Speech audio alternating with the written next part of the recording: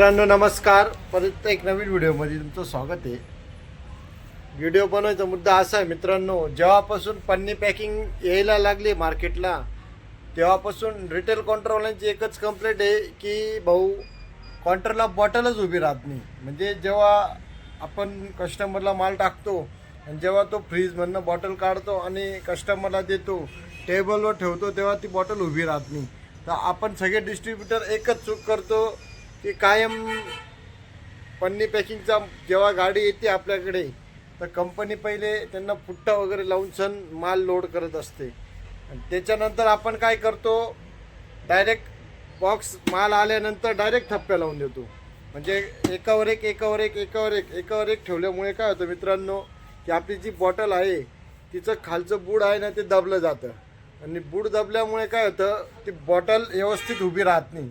त्याच्यासाठी सगळ्यांनी एकच करायचं आहे की आता मी पण आहे ना आपल्या दुकानात बघू शकता तुम्ही माझ्याकडे प्रत्येक जे बॉक्स आहे एक बॉक्सच्या खाली लगे पुठ्ठा लावलेला आहे, परत बॉक्स त्याच्यावरती परत पुठ्ठा लावलेला आहे. जेणेकरून जेव्हा पुठ्ठा लावताना मित्रांनो हे बघा सगळे ब्रँड असं कोणतं एकमेव ब्रँडने हे बघा पुठ्ठे वगैरे भरपूर राहतात आपल्याकडे.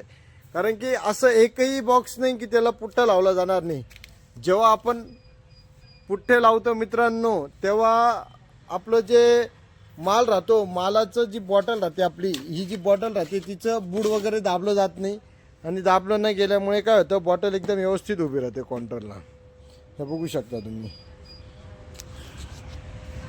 त्याच्यामुळे आहे ना मित्रांनो, जेव्हा पण तुमच्याकडे माल येईल जास्त करून अर्धा लिटरला प्रॉब्लेम येत नाही, फक्त 1 लिटरला जास्त प्रॉब्लेम येतो.